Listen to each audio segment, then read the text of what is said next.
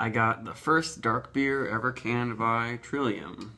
Their regular oatmeal porter called Pot and Kettle that they haven't done the whole summer, I think, because people wouldn't buy it probably as much.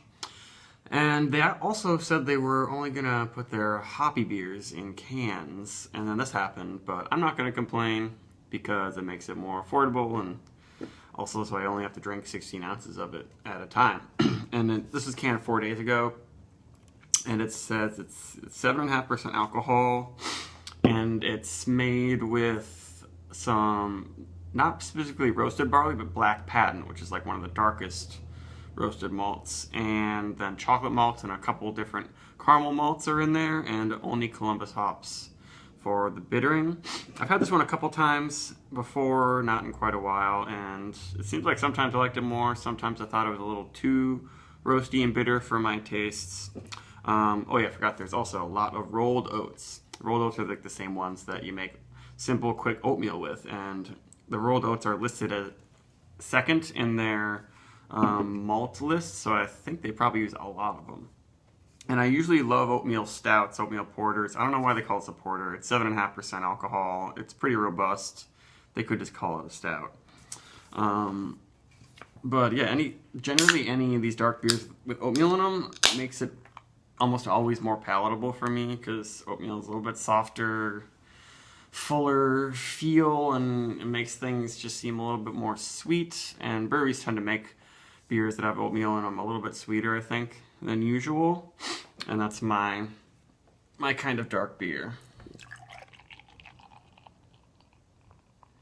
I wasn't sure what was the best glass to pour this into, but I think this is a pretty good one, and it's pretty dark. It's not pitch black. I could see through the stream when I was pouring it, and in the bottom part of this you can see some ruby edges coming through. Oh yeah, definitely I can sort of see my finger almost through that. But the head's rather dark. It's not just a beige off-white head. It's definitely a pretty tan, and the aroma is rather strong. It's a lot of espresso. It's pretty roasty, right on the edge of that licoricey anise thing that I get in some really big dark stouts, that when it's too strong it can be soy saucy and really bitter and not my thing. But this one has plenty of oat aroma too in there, so it's a lot of espresso and oatmeal, I would say. And the oatmeal always just lightens things up a little bit. It makes it so it doesn't smell like I'm going to drink pure ash or anything like that. This isn't really smoky. They don't use any smoked malts. They don't use a whole bunch of different dark roasted malts. They use chocolate too. Chocolate is one of the more lighter roasted malts. But I'm not getting a whole bunch of rich chocolate aroma. It's more like 100% dark cocoa and espresso.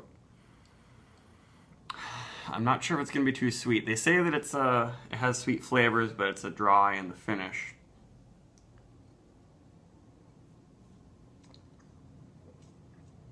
Ooh. Oh yeah, there's some sweetness in there. It's not super full-bodied, syrupy, or anything. It starts off a little bit bitter, and then I get some. Now I'm getting some chocolate syrupy sort of sweetness that I like quite a bit. It's sort of like a malted milk balls too. I get that a lot in oatmeal stouts, because the oatmeal kind of brings this creamy, malted milk flavor along with the actual malted barley that's in it. And then that's combined with the chocolatey, roasty malts. And yeah, I like that. I like that first sip quite a bit.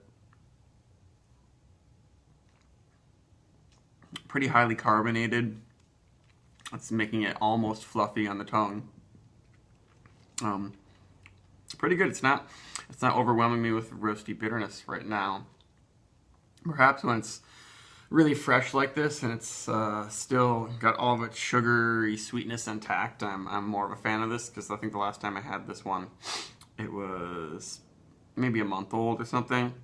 I definitely prefer the cold brewed coffee version of this one. That makes it really good, and they use really awesome quality coffee in their beers, so it adds a lot of extra vanilla flavors and more chocolatey flavors to it. This one has maybe a slight vanilla thing going on.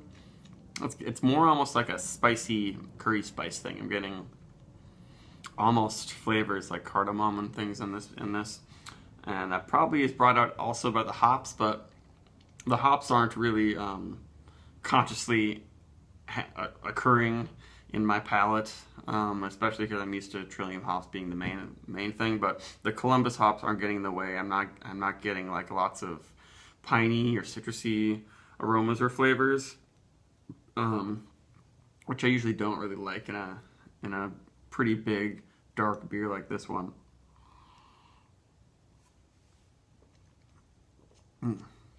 But it's right on the edge of being what I would call really rich.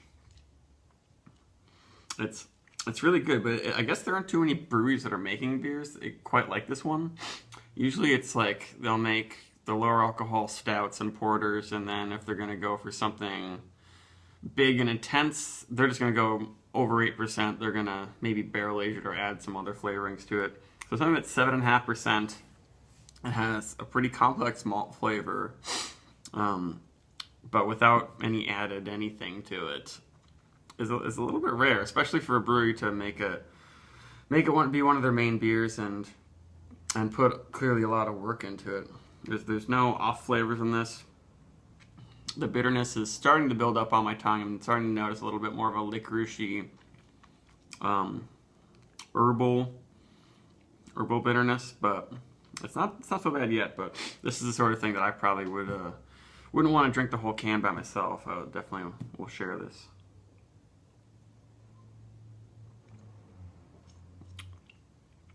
Now the body's about medium light. I would like it if it were just a little bit more sweet. But it does have a highly perceivable amount of sweetness that makes it good enough for me. So I'll give it like a 80, 82, I don't know, 80, something like that. It's good. It's not the stout that you're gonna like drink one sip and be like, oh my gosh, this is so amazing, and you're gonna line up for. But it's a really good, somewhat rare, like export stout strength oatmeal porter, and now it's in cans and more readily available. So we'll do 82 Pot and Kettle. Goodbye.